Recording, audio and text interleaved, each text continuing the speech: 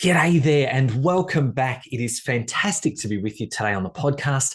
And I've got a really great interview lined up for you today. We're going to hear from Brad and Renee Hiskins. This couple runs a clinic with 4 locations and over 30 staff here in Canberra in Australia. And they've got a real passion for the industry. Brad himself is still a very active therapist in the clinic. As well as getting hands-on, he has a passion for mentoring their team and really giving back to the industry as a whole. And Renee, his partner, helps manage those clinics, as well as really driving the product company that they also run called MWax. MWax provides waxes and other massage solutions. So they're really deeply embedded in this industry. They have been for many years. They're also an amazing couple that works together and lives together, have 3 teenage kids together. So it's really fantastic to be able to hear from these people, and they're inspirational when you hear their story. So I'll let them introduce themselves, dive in, listen hard to these guys. They've got a lot of amazing wisdom and experience to share. So great to have you guys on the podcast today. I'm really looking forward to hearing some of the stories. And I want to just introduce briefly Brad and Renee. You guys are owners of Clinic 88, co-owners, which is a massage clinic that does a whole bunch of other stuff as well, Pilates and other modalities. I'm sure you can tell us more about that. And also MWax, which is an actual product company supplying wax to the massage and bodywork industry. So really excited to hear about some of the stories you've got from building up those businesses, and maybe also what it's like to run businesses together as partners in life as well as in business. But maybe the first thing to start with might be just to give us a bit of an overview of what you do right now. Can you guys share maybe what the clinic is like, what that fits, or how that fits with MWax, and what it's like running those businesses together?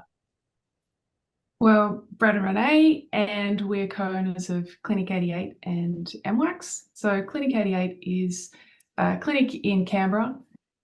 We have the modalities of soft tissue therapy, physiotherapy, exercise physiology, and Pilates. So we've got 3 clinics in Canberra, and we've been running those for 20 years. And alongside that, we have MWax, which is a line of massage lubricants that we use in our own clinic and have been using for 20 years and sell Australia-wide. So yeah, that's how we spend our time. And it's a busy life, but we both love what we do. And yeah, that's us. That's what we do. Also, we've got 3 teenage, or a little bit older now, teenage girls. So that's a whole nother area of our life that we manage as well together. So it sounds like a full and busy life. With these clinics, can I just check in? Like, what does that look like running 3 clinics? Do you have staff, or how is that managed? It's actually 4 clinics. Oh, with the Pilates studio, yeah. So how does that look like? Well, I think anyone that's a business owner would understand that the moment you bring on your first employee, you bring on a whole new gamut of things to consider. So I think we've got somewhere between about 30 and 35 staff at the moment over those 4 clinics. And I also still treat. I still love to treat, and I don't want to give that up. So it's a massive combination which has changed quite a lot over the past 20 years. Obviously, when you first start, you've got no one but yourself. So you're the bookkeeper, the cleaner, the front desk, the promoter, the therapist. And as time goes on and you slowly develop the ability to make a profit, then that starts to change.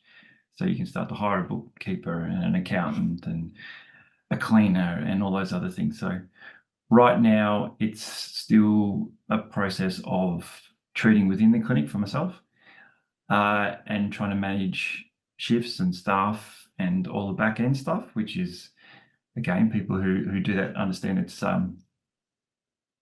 there's a lot of boxes that need to be ticked on any given day, any given week. So it's very busy. Yeah. So yeah, Brad's a therapist in the business, and I'm a little bit more behind the scenes, a bit more sort of finance, or more towels need to be ordered. Someone called in sick on reception yesterday, so I fronted up to that. So yeah, just filling in those gaps, which is quite a dynamic job, but something that's it's there's always something different. So it's interesting. So I enjoy that support role. Yeah, Renee does a lot of the things that no one else wants to do, which is spend 5 hours on the phone trying to figure out why the internet's not working, understanding why the phones aren't working, which is not a 20-minute phone call. It's sometimes 6, 7 hours, or it's 2 days worth of phone calls. So if it wasn't for Renee doing that, I don't know who would do it and how we'd get by. Yeah. And what you're sharing is actually a pretty great business, especially in massage terms. Running 3 or 4 locations with 35 to 40 staff is a great achievement. So well done. You've obviously got some of those processes lined up really, really well. Great to hear. I also know there's going to be lots of people listening to this who just have no desire to hire whatsoever. They're massage therapists that just want to work solo, and absolutely great. It's an excellent industry for that.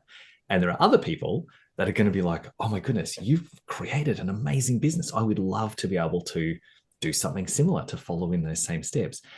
If you think back to when you were first hiring, you kind of talked about this just in passing there.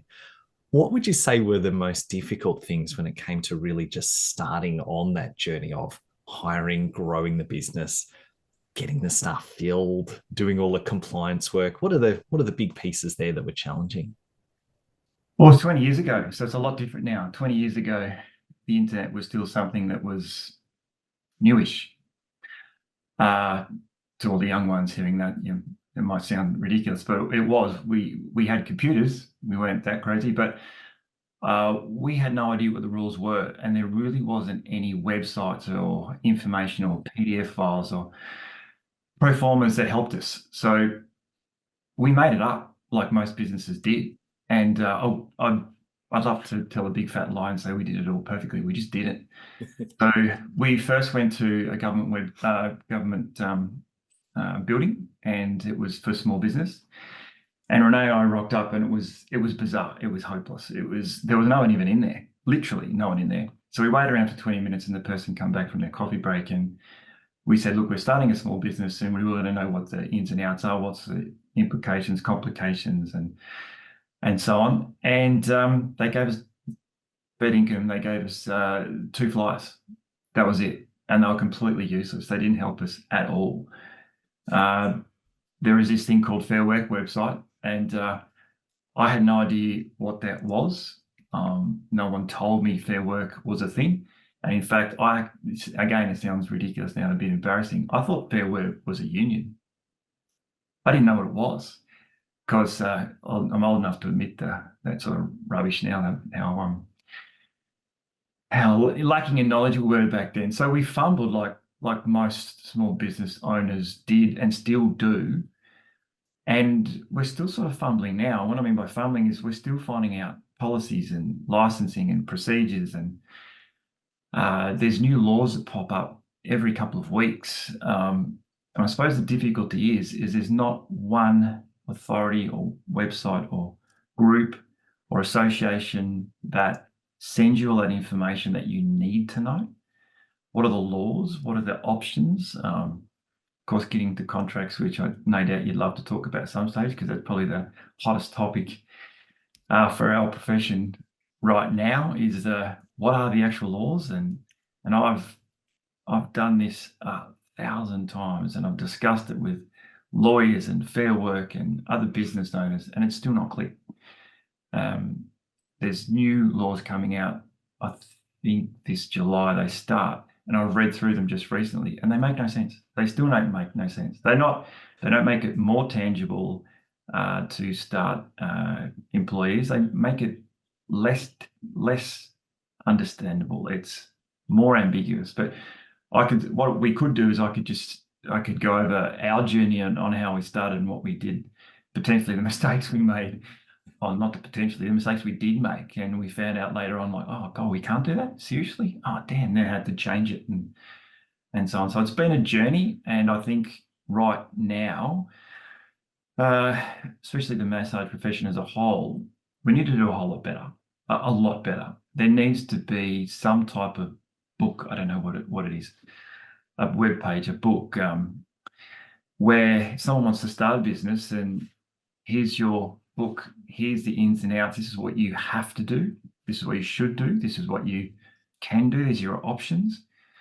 because this fumbling around business is not good enough, in my opinion, and it decreases the potential for small business owners and those that do have the ambition to grow a business and provide employment and mentorship and so on.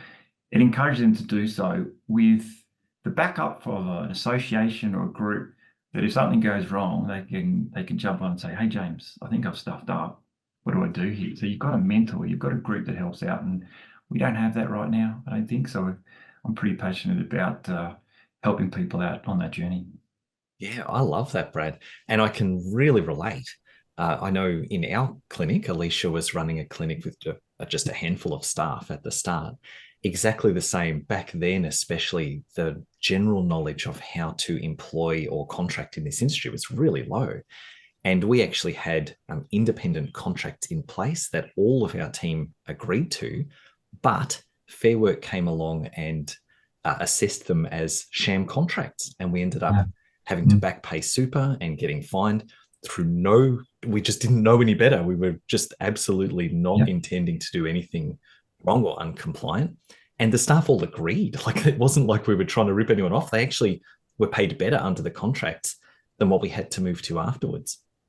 But that story is actually a huge part of why, especially for Alicia, why she started doing a lot more coaching and training in this industry, just to share those kind of stories and help people who are starting to step through it to maybe not make the same mistakes or have a bit of an easier journey.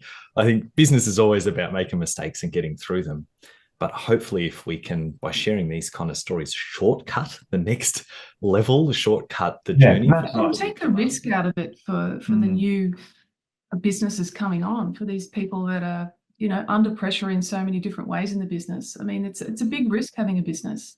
So if there's someone out there, like the programs that you run, that can help minimize that risk and guide them, it's just so valuable, because business owners do take on a lot of risk and you can get in a lot of trouble. So and as Renee said, I think it's, if you start a business and you understand how Fair Work works, is that all risk by law has to be to the business owner, and the employee must have no risk. Now you can sort of understand that to a degree, but that's a lot of pressure.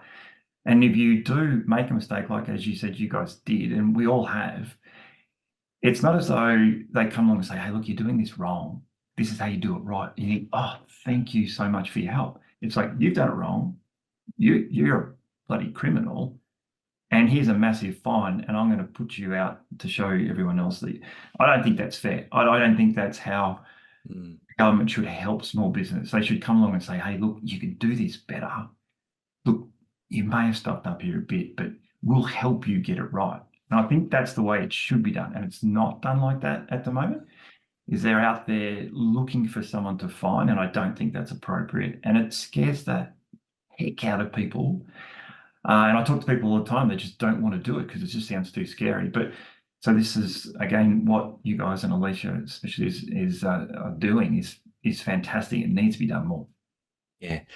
And look, being unclear makes it even worse, right? It's like the government doesn't make it super clear. I think everyone would be happy to follow the rules if it was really obvious what they are. We don't want to make mistakes. We don't want to do the wrong thing. We want to do the right thing. And the other thing that is one of the challenges I'll often talk about passionately is that idea that the industry still hasn't really caught up. There's a lot of people using independent contracts that are probably classed as sham contracts, but they don't know any better. It's not like they're doing that on purpose, or most of them. But for the employee or the person who has the contract and is working, it ends up being, from their point of view, a better deal. And the risk thing is that the owner is taking on all this extra risk. The employee, it's in their best interest to just zip it and take this good independent contract. And so there's kind of an imbalance in what can happen, even just by accident there. Can I go back to the point you made, though? Because I think it's a really important one, is that I would challenge, and I hope you don't mind me challenging on this. Go for it. Is that people will often say they make more money on a contract versus an employee. And in my experience, I have to disagree. I think that certainly can be the case, and I can understand how it can be the case. And I've had this discussion so many times in the past year. even when we were in Melbourne just recently at the Formula One, and this lady was going at me for what I'd posted on a site. And after about 100 messages backwards and forwards, she finally said, "Wow, I didn't know this was the case." And I said, and this is why I challenge people on those sites. I think, no, that's not right. She goes, if I had known that information beforehand, I potentially would have taken up that employment rather than the contract. And it was simple things like she had no idea that when you're an employee, you get paid super. She didn't know that. Now, I found that extraordinary, but then again, I'm a business owner. And after 20 years, I should know that. But she didn't know you got work cover pay, which is about 1.3, 1.6% of your income. She didn't know that you got long service leave, which is 1.6% of the hours you've done, and that gets paid out. She didn't know any of this stuff. She didn't know what NES was. And so I said, when you are in a contract, you don't get any of that. You don't get any of that whatsoever. So all the risk goes to you.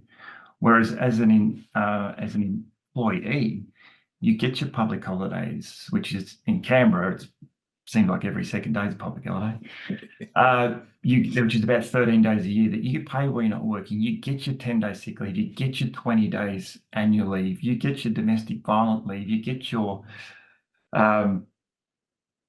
what else is there? There's miles of others that you can look up on the NES agreement. So you add all that up, plus your small business owner will pay your tax for you, would do everything for you, basically got nothing to do. And still then, we've got employees that are making somewhere between 65 and 95,000 as employees. So I do challenge that as a contractor that you can do that well, and especially be fast track in your career, whereas you come out as a young therapist who's graduated, it'll take you years and years and years to get up to $65,000 to $70,000, where you can walk into a clinic and we've had people that achieve that in 6 months. So it's that's what I like to challenge, is that people say you can't do it as an employee, and I said you can. And it's done all over Australia. We do it. We've got 30 staff that do it. So I'll throw that out there as a challenge to you. Oh, I completely agree. It's another drum that we bang all the time. But I think the industry in general, it's just because of the legacy, I think, of how it has worked in the past. Yeah. Independent contracts were very, very common. Physio, in chiropractic, even with GPs, there's still GP clinics I know that run independent contracts. Yeah. And talking to GPs about it, saying, I don't think that's legal. And then they'll come back as patients of mine and say, you're right, that's not legal. So it's not just us. I think that's really important to know. It's not just our profession that runs on those independent contracts. We get the finger pointed at us probably more often than anything else. But when I saw a couple of GP clinics that are running on independent contracts that were, if you look at Fair Work description on the sham contract, they couldn't have fitted anymore. That's when I opened my eyes. I'm like, this is not just us. This is the entire health profession. As you said, it's a legacy. It's the way we used to do the, I can't think of what the system was. It's just the basic commission system, which has been around for about 1,000 years, which was if you picked more fruit than me, then you got paid more. So it was a percentage of your productivity. And to do an independent contract these days, I just don't know how you can do it. I don't understand how you can do it lawfully. I know people have been audited by Fair Work and somehow got through. I don't understand how. I'm not willing to take that risk. No. And it is a very grey area, which is part of the challenge, right? Is that some people might get audited and pass and someone doesn't, and we don't even understand why. And Fair Work can't even explain why half the time. Exactly, it's part of that grey area, which is part of the risk.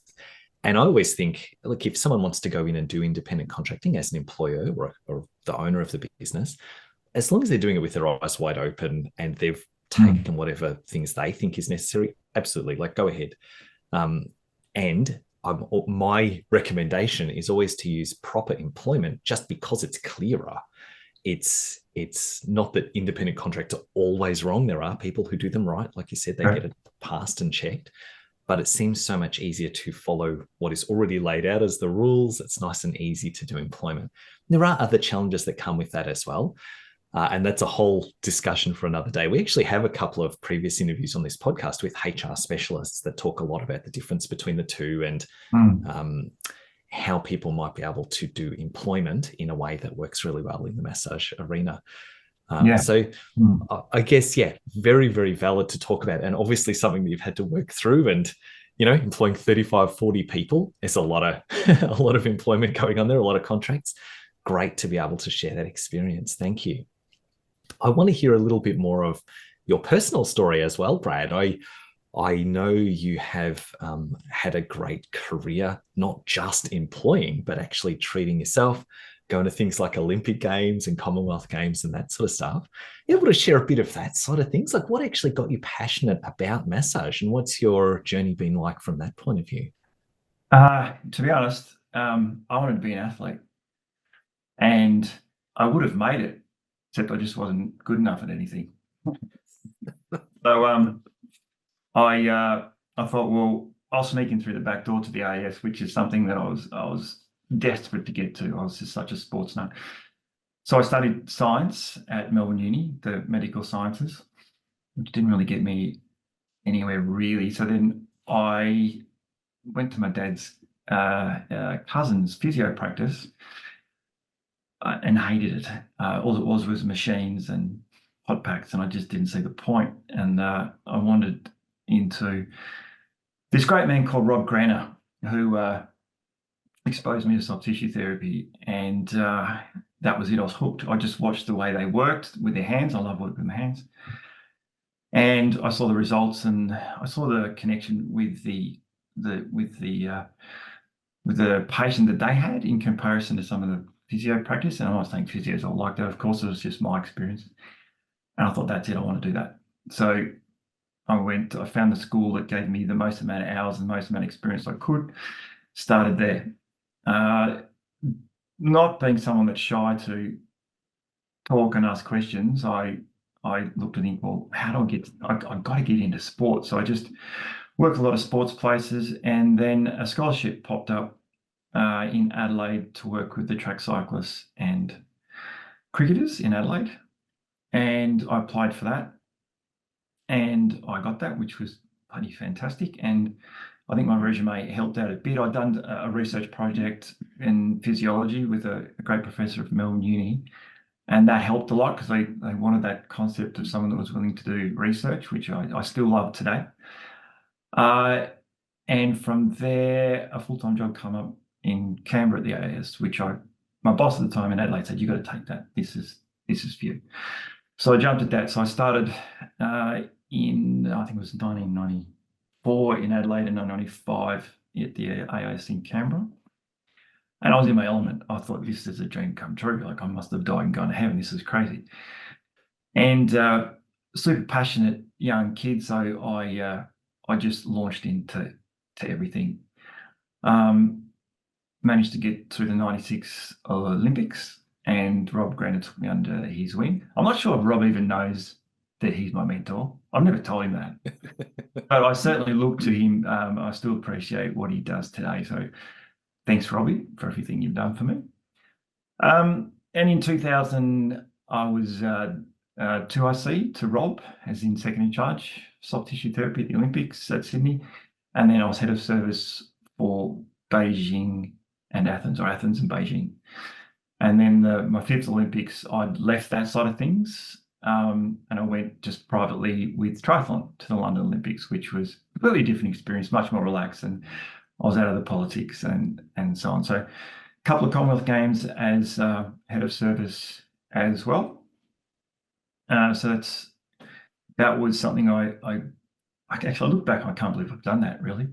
It's just, it seems like a bit of a dream, but it actually happened. So love that. I was president of Sports Medicine Australia ACT branch there. I was a part of the board for 15, 16 years. So I was quite passionate about that, and I did that for all sorts of reasons. Not necessarily because I missed a whole lot of Thursday nights being home with my wife and kids. I didn't enjoy that, but I just thought it was really necessary to put our profession's foot forward in as many areas as possible. And again, Rob taught me that. Rob said, get off your backside and get in there. Stop whinging about it and do it. And that's a part of my family's philosophy as well. So I said, yeah, right, damn it, I'm going to do it. Was able to hopefully influence Sportsmen Australia in a positive way, where we got presenters at conferences. So I presented a few times. I got Stewie Hines to present, who did a fantastic job. And so it was enabled to put our skill set forward in a manner that they appreciated, which I think was really important, because we still today get looked at as those guys don't know what they're doing. They rub without any intention, which of course is not the case. So, but unless you get into those forums and put our case forward, that's the concept that will remain. So we've got to change that concept. We can't blame anyone but ourselves. So if we don't get in there and state our case, then it's not their fault for perceiving us the way they do. It's our fault for not getting off our backside and doing something about it. So treatment-wise, it was all sport for a long time, and I loved it. But I had to get out the AIS because it's a government job, and it started driving me mad. The government side of things got to me. I'm just not that person. I can't be a part of that. So that's why I thought, damn, I'm going to take what I learned at the AIS, which was, and what's beautiful about the AIS, it's got nothing to do with time or money. The athletes you have, they will seek what works. They don't give a rat's backside about anything else, neither do the coaches. So the coaches and the athletes would say, don't go to that therapy, just doesn't help. When you came back from that therapy, you still can't train. I need you to train. And the athletes are, I need to train. So we figured out what worked because the athletes would tell us. So, and I think that changed the physios a lot at the Institute in the time that I was there. I saw the whole philosophy change. It was miles more hands-on, a lot more hands-on. And I remember a guy by the name of Peter Stanton, a great physio, who came down to us one day and he says, all right, what are you guys doing? As in the soft tissue department, what are you doing? Because you guys are booked out for 3 weeks in advance. I've got 3 or 4 appointments open today. So good on him for being so open about it. And we formed a fantastic relationship with a few of the physios there. And that brought us a lot closer together. So we worked as one. So one of the first things we did was get rid of our cubicles and work beside the physios in the open area so we could watch each other, learn off each other. We taught them hands-on skills. They taught us assessment and pathology skills and so on, protocols. So we developed as a group. It was unbelievable experience when you meet on Friday afternoons with sports physicians, sports doctors, psychologists, strength and conditioning coaches, exercise phys, biomechanics. Where else does that happen? It's a ridiculous experience. Like, how fortunate is that? So when I left, I'm thinking it would be so selfish not to try and pass that on to as many people as I could. And I think that's what the government should do. I mean, the government created that. But when people left, they took the IP with them. I don't think that's fair. I think the IP that we gained through that experience, we should give. So I tried to do that at the clinic. And when we started the clinic, I want to take the treatment protocol of soft tissue therapy or any type of massage therapy with sport or injury was two-pronged, fundamentally, was to reduce the inhibition to movement via pain and range reduction. All right, so to me, people, and of course, there's a lot of dot points under that, and people would be listening and going, oh, yes, but this, and this, I understand that. But the two fundamental things, if someone's in pain, they don't move well, or they don't want to move. If someone's got a range restriction, dot point, if they've got a range restriction, their exercise or movement is not efficient, not effective. So if we can reduce pain and increase range, then their ability to move and do exercise rehab will be substantially more effective and more efficient. Yeah. So I wanted to take that to the clinic. So I wanted to have the soft tissue therapy with exercise rehab and Pilates as the mode.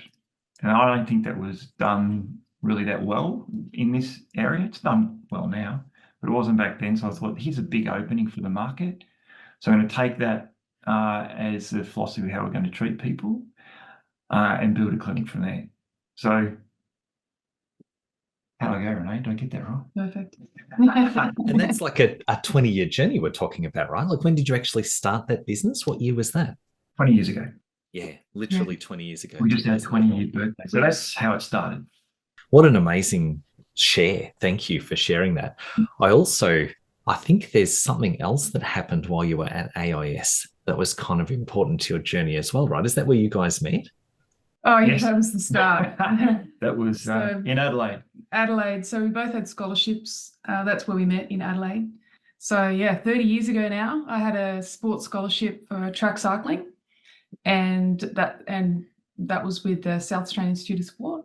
So that's how I got to Adelaide. And then Brad travelled that same year, had a scholarship at the AIS with the cricketers and cyclists at the AIS called Del Monte. And yeah, I had a crash on my bike, and my coach said, there's this great guy up at the AIS. You should see if he can help you. And yeah, I had my first appointment with Brad. And then just from there, just kept booking myself in.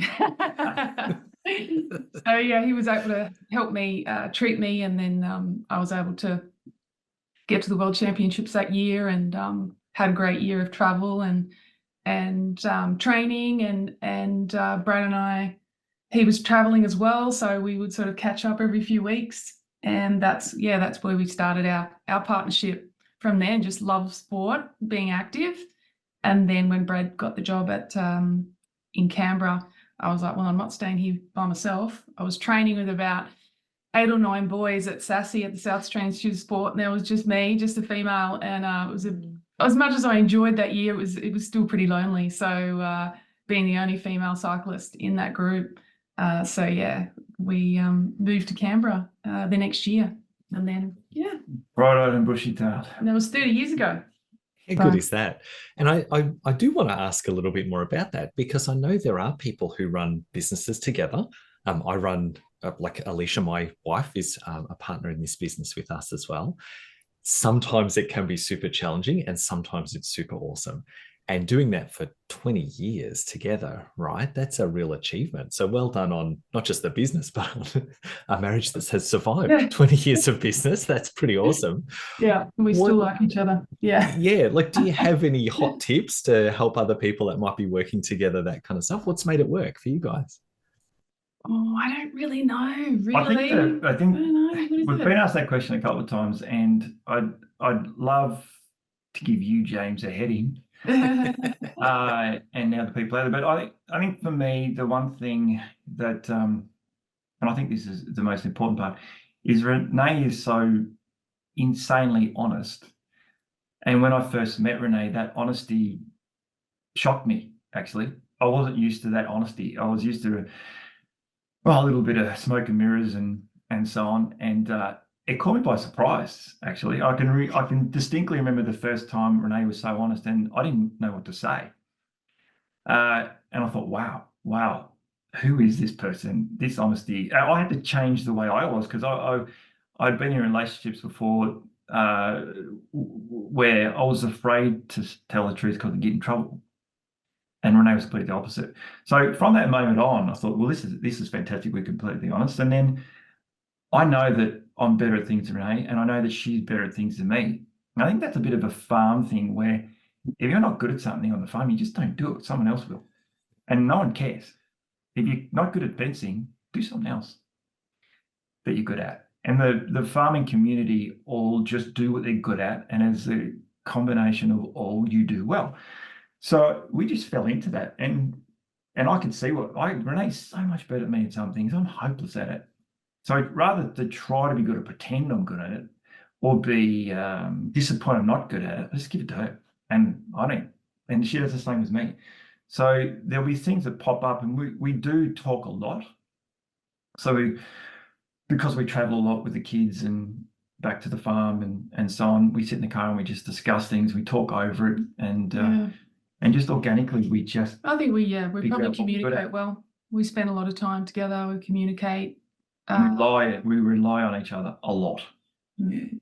And it sounds like you're working to your strengths and also trusting each other that the other partner is working to their strengths and getting the job done, which is great.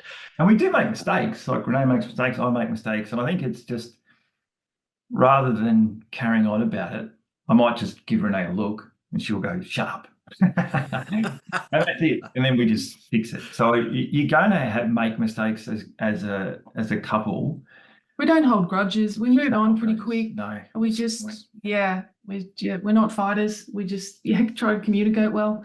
And we live a busy life. So we're always having to problem solve things, whether it be a business or home or, I don't know, whatever project we've got on. I think we're just always moving forward together. We don't sort of look back or complain, carry on. I think we're just so busy that we're like, all right, let's just fix this. Let's just move on.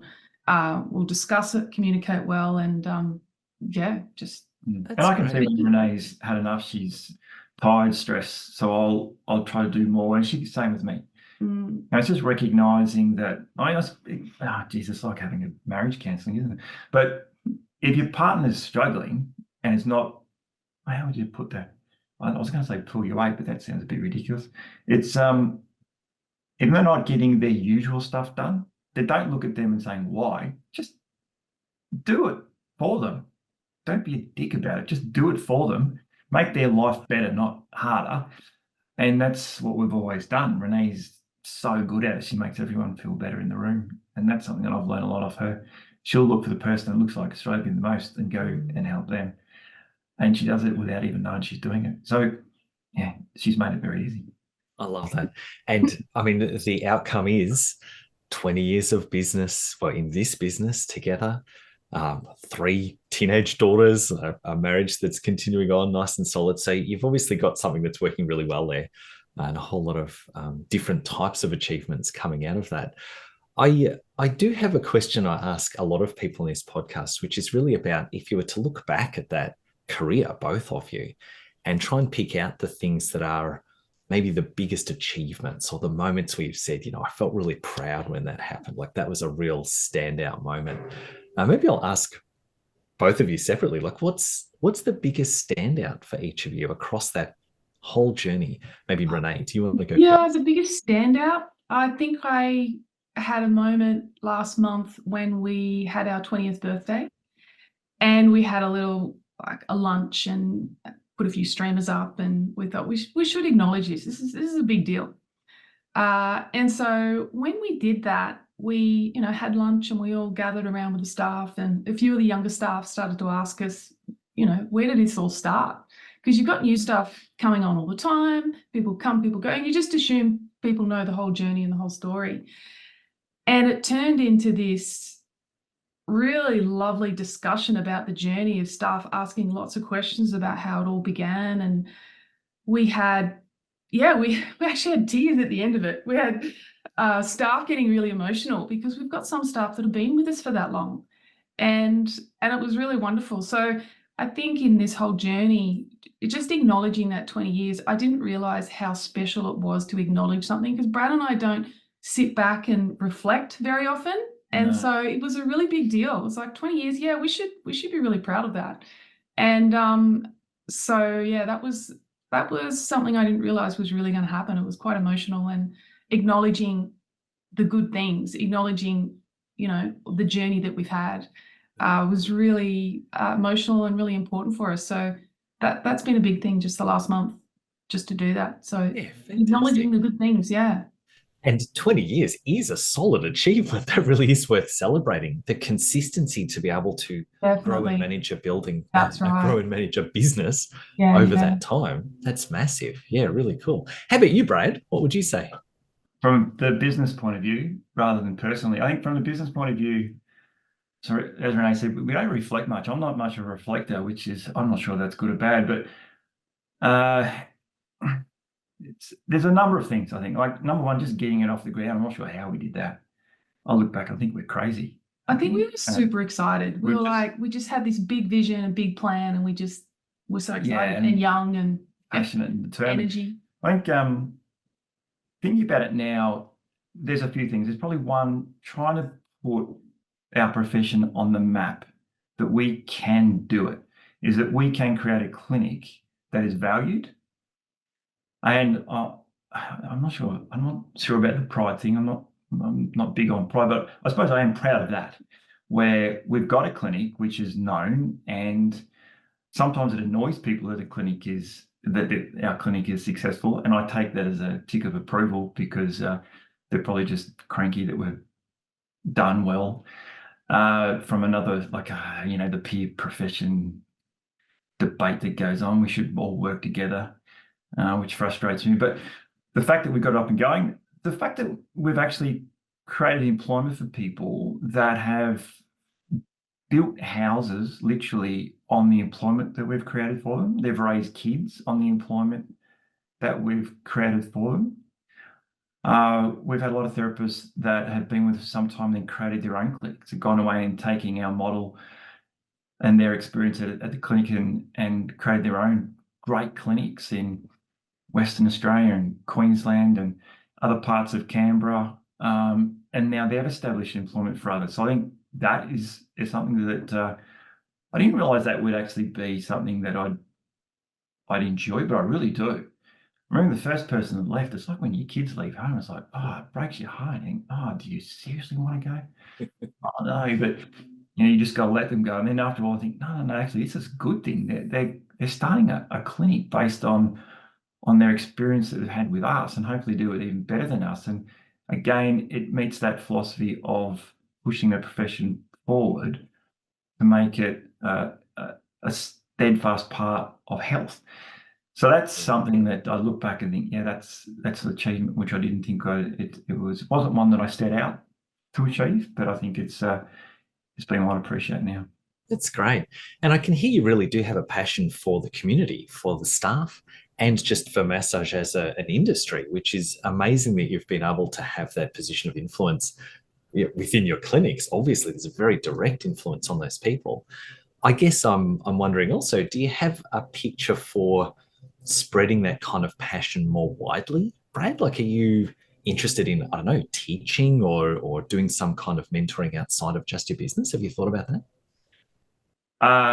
I've gone beyond that. I've actioned that one. So I taught at COT for about 10, 12 years. Oh, great. In the first, what was called the AMT conference, was in Canberra. I was on the conference committee, and one of the things I put forward was mentoring.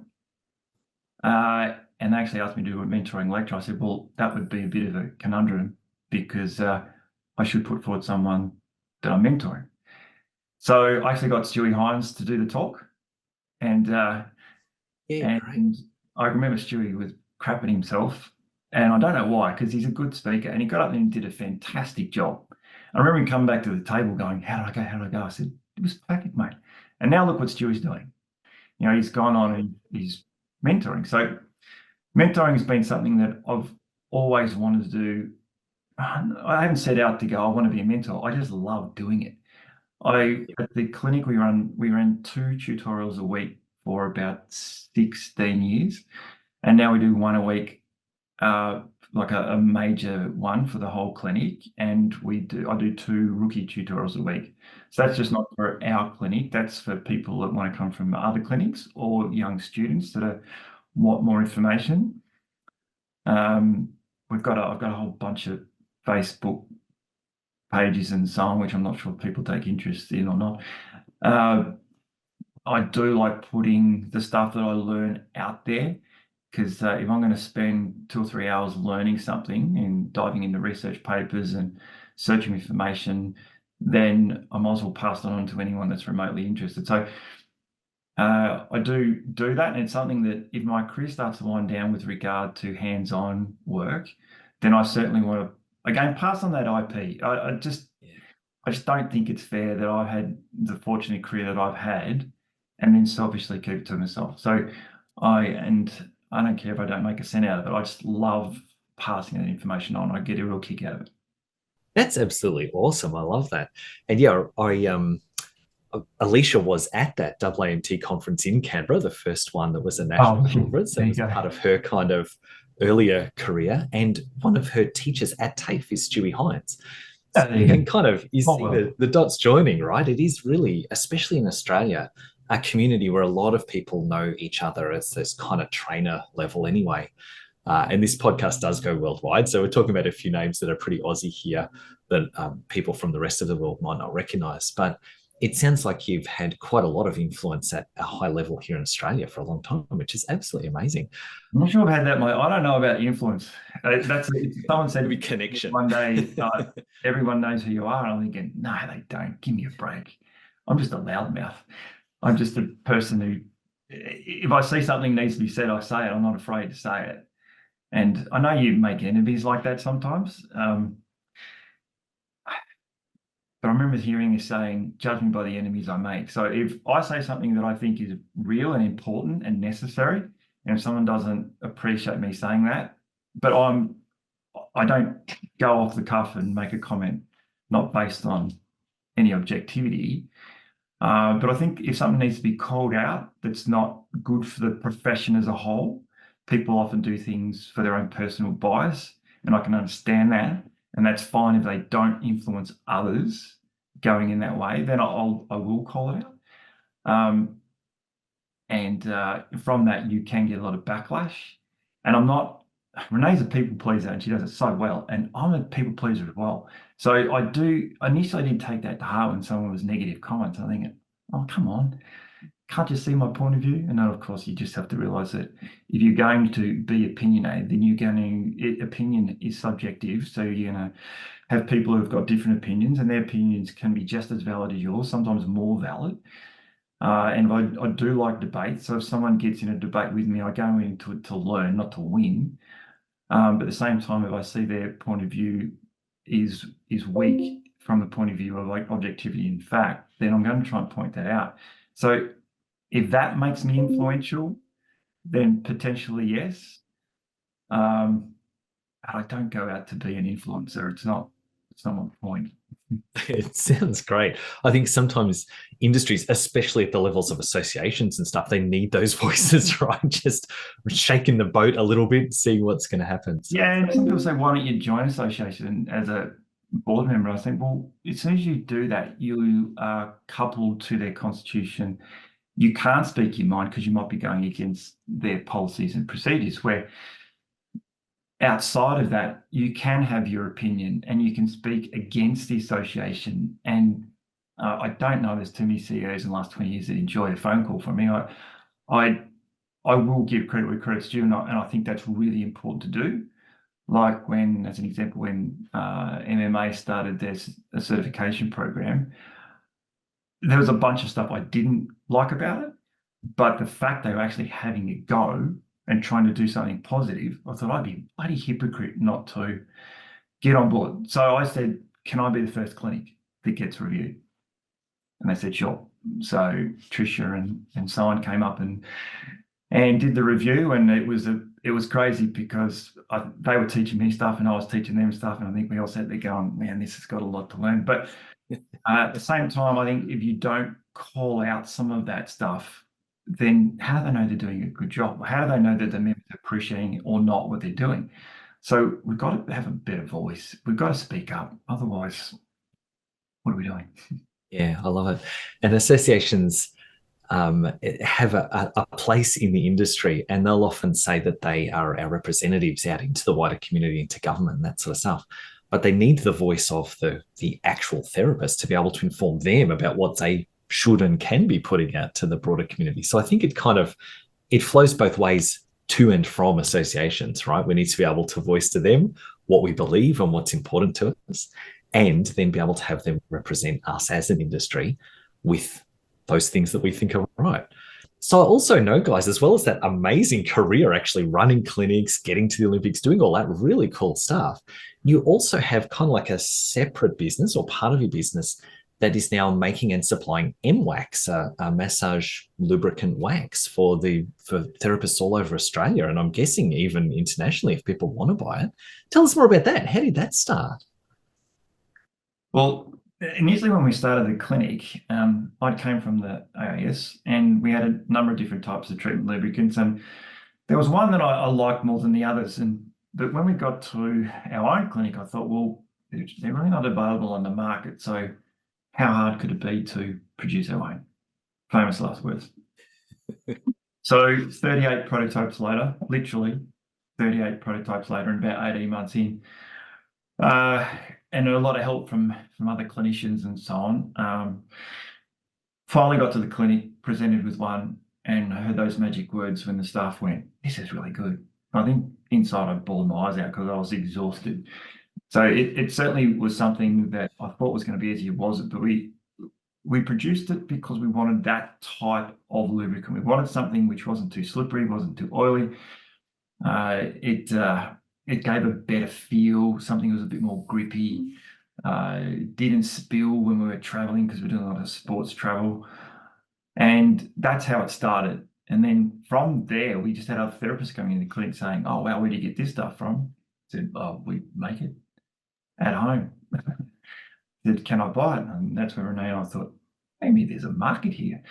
So that's when we got stickers and jars. And then we were running the soft tissue conferences in Sydney. We did about 15 of those over the years, and we would take the wax to the conferences and get for the students to try, and they really enjoyed it. So we thought, well, that's where it sort of started building a bit more of a following outside the clinic, and they loved it. So just having the feedback from other people in the industry encouraged us, and it was more the encouragement that they really liked the product and they said, "We want to buy it." And so I had to make more, and then Brad was making it for a long time, and then he got really busy at the clinic, and I was at home with the girls, so it just made sense for me to take it on and then develop that a little bit further and have a different line of products: the Sport, the Recover, the Hotspot, the Grip, and now lotion. So it's sort of developed over 20 years slowly, in and amongst the family, between the kitchen in the clinic to the kitchen at home,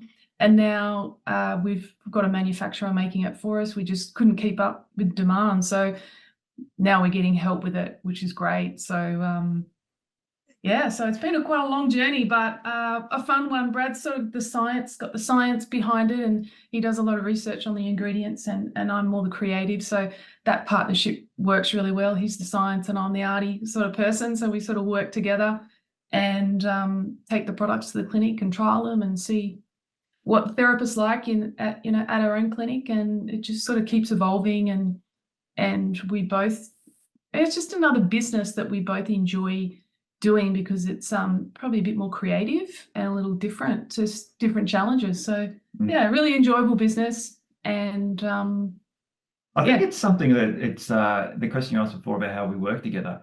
I think that's a classic example, is that when Renee took over from myself, like, I'm a practical farm boy.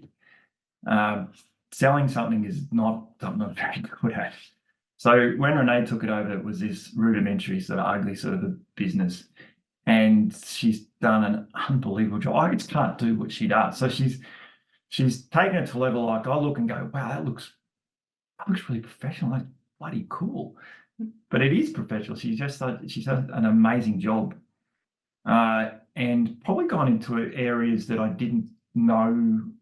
Probably you didn't know you were capable of. And so I'd done it so much work. And anyone that's done this sort of stuff before would understand the amount of hours and research and phone calls you have to put into it. It looks so easy. The end product looks like, come on, guys, this hasn't taken this long. So, well, have a crack at it yourself. Knock yourself out. It's something that the two of us have combined our skill sets with, and the fact that other people really enjoy it and love it, and it's building, I love that. The fact that we've produced something that other people absolutely love, that's such a kick.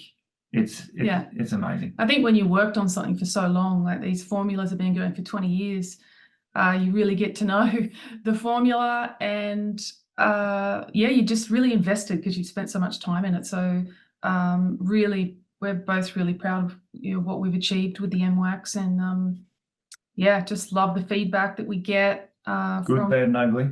Yeah, it's all great feedback. Whether it's, I remember was selling a product. I was selling my MWax Original to No More Nuts up in Brisbane. They've been buying my product for years, and they rang me one day and said, oh, the product's just not the same. What's gone on? And I've realized that I'd for some reason, I don't know, I was probably busy at home with the kids and I didn't get the formula right and put too much beeswax in there and it was really thick. And I got some, and they said, oh, we just can't use this product. It's too thick. And I looked back at the formula because I'd written everything down and I realized that I got the formula wrong. And I said, sorry guys, I'll send you another batch for free. It's, I've stuffed up. And they've said, oh, that's fine. We just really love your product. So we just wanted to give you that feedback.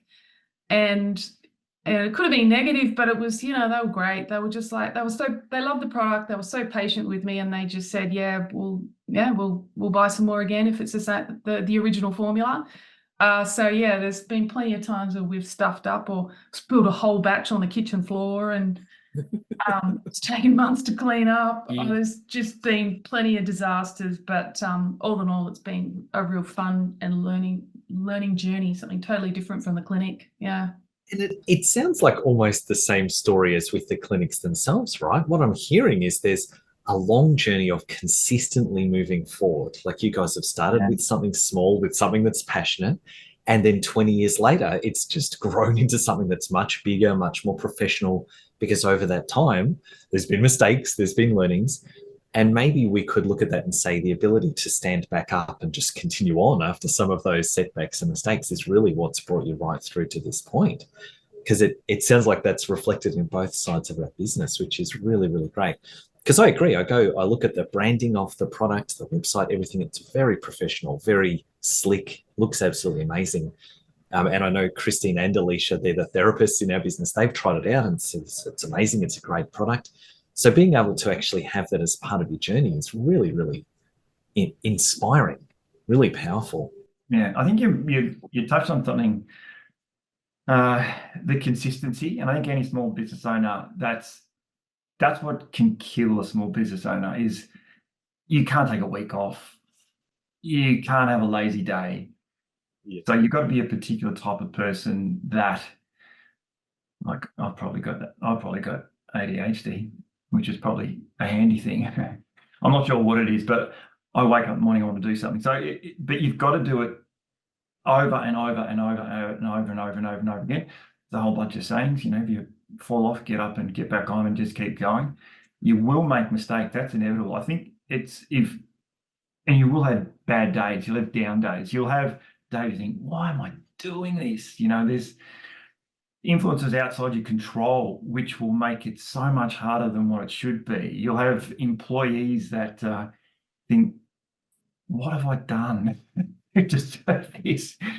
I've done everything in my control. I've tried to create the best environment. I've tried to give as much as I possibly can, but it still doesn't work out. I think that you've just got to accept that that's going to happen. And when it does happen, deal with it, but try not to. I know it's easy to say, but try not to attach emotion to it. And once it's done, it's done. Make the next day a good one. And just learn from your mistakes, make it better. And we tried to do it when we started the business. I wrote in the back of the cupboard door, literally, all the mistakes that I'd seen the AIS make, and I didn't want to make the same ones. And one was, don't put someone in a box. Another one was, if someone asks a question, I've failed to give them the answer. So try to give everyone every possible answer I could before they'd ask me the question. Therefore, trying to reduce the mistakes, trying to reduce the potential tea room chats that were negative, just all those sorts of things. But knowing that there's going to be really, really harsh times, and of course there will be. You just got to understand that will finish.